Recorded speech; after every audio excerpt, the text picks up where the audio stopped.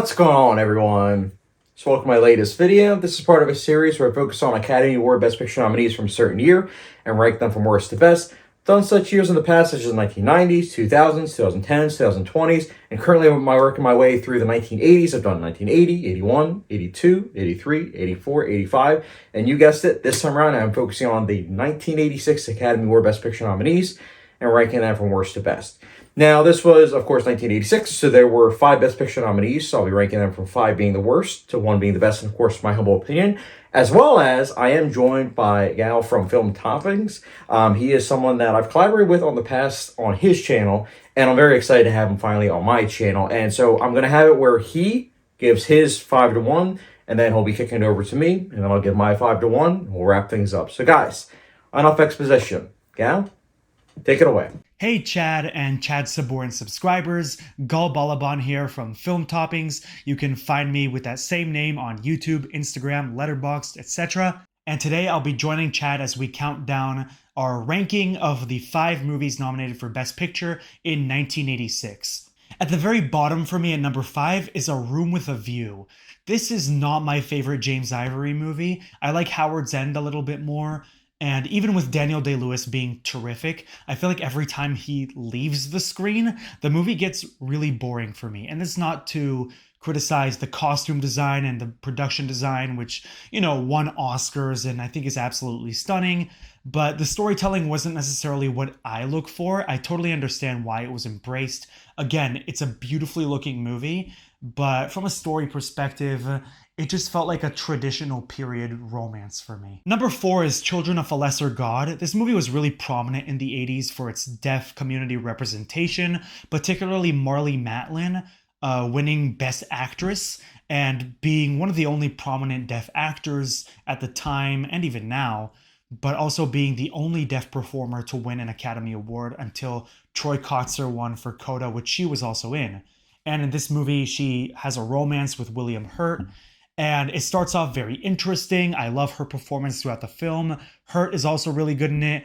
But there's one point in the movie where I feel like the movie also gets a little too melodramatic, like the whirlwind of emotions isn't as inviting. Even though Matlin is consistently great, Hurt's character starts to treat her really harshly. And that's why I kind of stopped sympathizing with his character.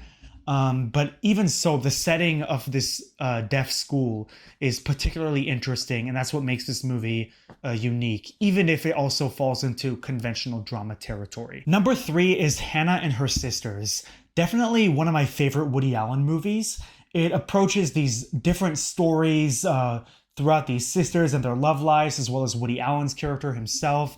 Diane Wiest in particular is really memorable in the movie. Carrie Fisher is super great in it. Woody Allen himself has some really funny stuff, even though I think you could have shortened his character's story a little bit. Michael Caine is also really terrific here, and the way the romances and the characters' shortcomings sort of intertwine, but also establish this interesting familial dynamic. I think it really utilizes the setting of New York City very well, even better than some of the other Woody Allen movies.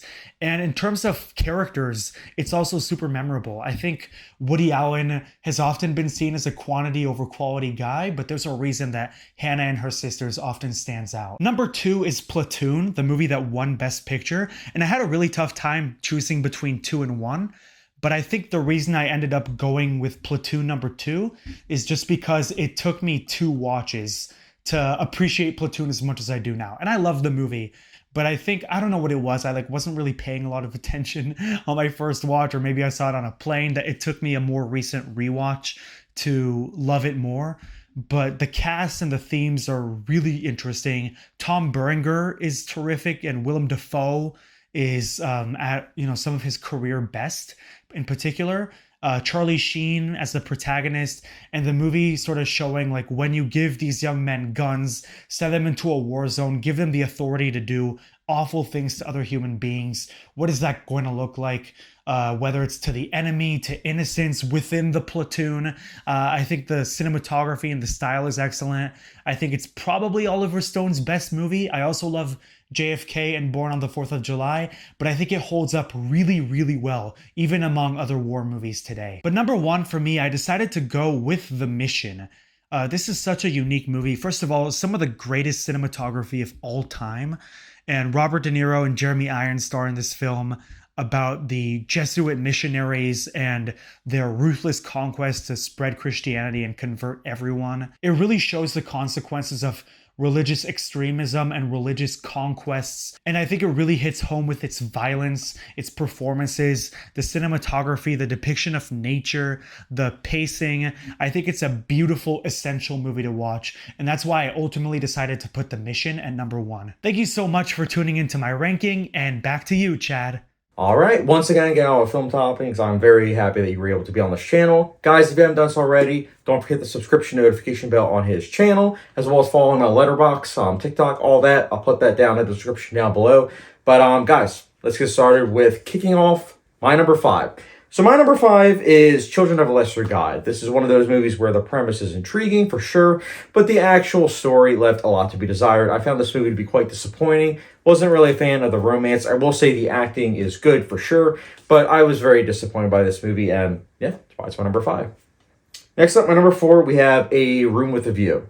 So I like this movie and the fact that Daniel Day-Lewis is in it. I'm a huge Daniel Day-Lewis fan. He is actually probably my favorite actor of all time, and I do think that he gives a good performance for sure.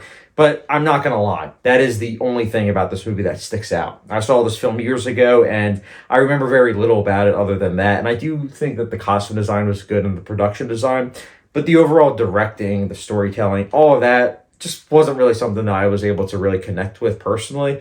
But I did like it slightly better than Children of a Lesser God, and that is why it's my number 4. Next up, my number 3, we have Hannah and Her Sisters. So this is very well acted. I do think that it is a solid film for sure, and I think that Woody Allen's directing, it's very careful. He directs all these characters very delicately, and I think that the performances are good as well. I just think overall, the overall impact of this film was kind of lessened. Over the years, I've thought about this film less and less, other than those aspects I mentioned, but I can definitely see why it got nominated for Best Picture, but it definitely wasn't, of course, as you see, my favorite film of this year. That's why it's my number 3. Next up, my number 2, we have The Mission. This stars Robert De Niro, Jeremy Irons, and I liked this film. It has a great score. It is beautifully shot. The cinematography is outstanding. Love the story. I think the story is very intriguing, but I will say this is one of those films that I do think that I need to rewatch because I think that I'll get even more out of it, because I think that it did take me a little bit to get into at first. But that being said, by the end, I was won over, and I do think that this is definitely an early template of Silence, directed by Martin Scorsese. And I think that this does definitely work as a film, and I would definitely recommend watching this film for the score alone. Ennio Morricone's score is outstanding. I like this film quite a bit. That's why it's my number 2. Next up, my number 1, though, you probably guessed it. This is actually what won Best Picture in 1986. My number 1 is Platoon. Yeah, Oliver Stone, he created a great film. I think that this film it gets better with each viewing. I ironically watched this last year in preparation for this video, and it hit even harder than when I first saw it like a decade ago.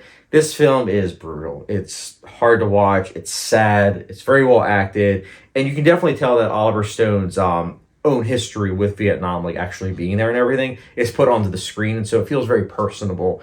And I can definitely see that. And I think that this is one of those films that, even if you're not into war films, like, you know, I know some people just love all the action and everything. Even if you don't like war films, though, I think that this is a necessity to view for everyone, because it is gut-wrenching. It's a must-see for everyone, and that's why it's my number 1. But yeah, guys, that is my ranking for the 1986 Academy Award Best Picture nominees. Once again, if you haven't done so already, don't forget the subscription notification bell on Gal's YouTube channel, as well as mine if you're new to the channel. Subscription notification bell. Follow me on Letterboxd, as well as my Patreon, and I will catch you guys later.